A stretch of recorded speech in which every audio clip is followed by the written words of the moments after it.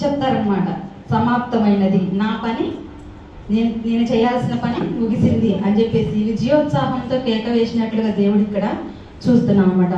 ఆయన ఏమి సమాప్తమైందని చెప్తున్నాడు. సమాప్తమైంది ఓకే, కానీ ఏమి సమాప్తమైనది, అసలు ఏం సమాప్తమైంది అని ఆయన చెప్తున్నాడు అంటే, మరి ఆయనకి అప్పగించిన పని భూమి మీద తండ్రి యొద్ద నుంచి ఆయన తీసుకున్న పని సమాప్తమైందని ఆయన చెప్తున్నాడు అనమాట. మరి సమాప్తమైనది అని చెప్పాలంటే చాలా ధైర్యం కావాలి. ఎందుకంటే కొంతమంది పని ముగిస్తారు కానీ అది చివరి వరకు కొనసాగించలేరంట. మధ్యలో వెళ్ళిపోయే వాళ్ళు చాలా మంది ఉంటారు.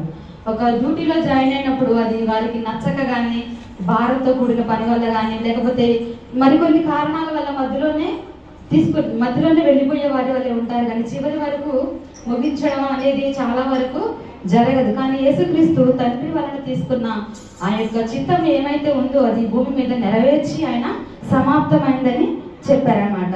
అందుకే కార్యారంభం కంటే కార్యాంతము మేలు అని చెప్తారనమాట. మనం పని స్టార్ట్ చేయడం కాదు కానీ దాన్ని ముగించే వారి వలె ఉండాలన్నమాట.